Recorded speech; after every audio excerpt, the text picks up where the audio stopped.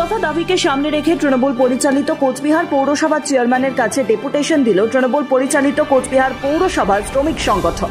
মূলত বেতন বৃদ্ধি এবং পৌরসভায় এজেন্সির মাধ্যমে নিযুক্ত শ্রমিক ব্যবস্থাকে বাতিল করার দাবি নিয়ে এদিন ডেপুটেশন কর্মসূচি পালন করেন সংগঠনের প্রতিনিধিরা।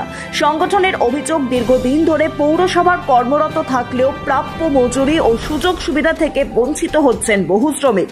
সেই সাথে পৌর এলাকায় পৌরসভার বহু কর্মীরা কাজ করলেও তারা পৌরসভা থেকে কোনো রকম বেতন পান না, তারা এজেন্সি মারফত সেই বেতন পান। তাই অবিলম্বে সেই এজেন্সি বাতিল করতে হবে বলে তাদের দাবি। এদিন তারা হুঁশিয়ারি দেন, দাবি না মানা হলে আগামী দিনে বৃহত্তর আন্দোলনের পথে নামবেন তারা। এমনকি দরকার হলে কলকাতায় গিয়েও আন্দোলনের কর্মসূচি গ্রহণ করা হবে বলে জানান সংগঠনের নেতৃত্ব।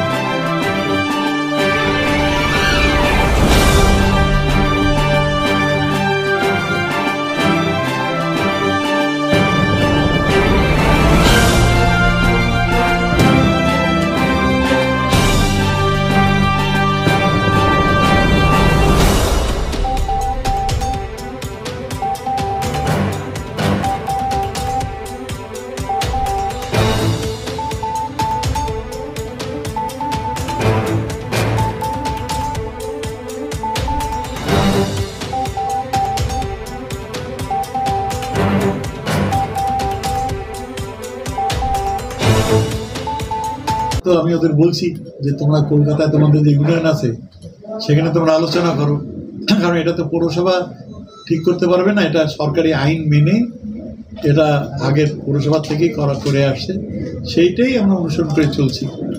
এটা তো সারা রাজ্যেই রয়েছে এজেন্সি ভিত্তিক এখন শ্রমিক নিয়োগ করা।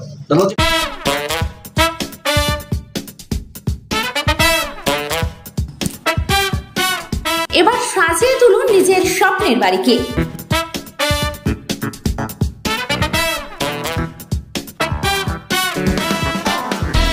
সমস্ত ব্র্যান্ডের আপডেটেড মডেলের টাইলস, মার্বেল এবং স্যানিটারি দ্রব্যের ভরপুর কালেকশন নিয়ে আসছে যোগেন্দ্র সিং গ্রানিটো।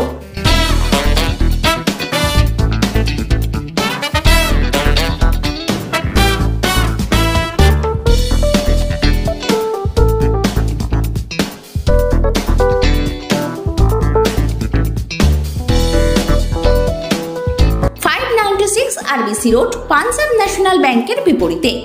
যোগাযোগ করুন এই নাম্বারে।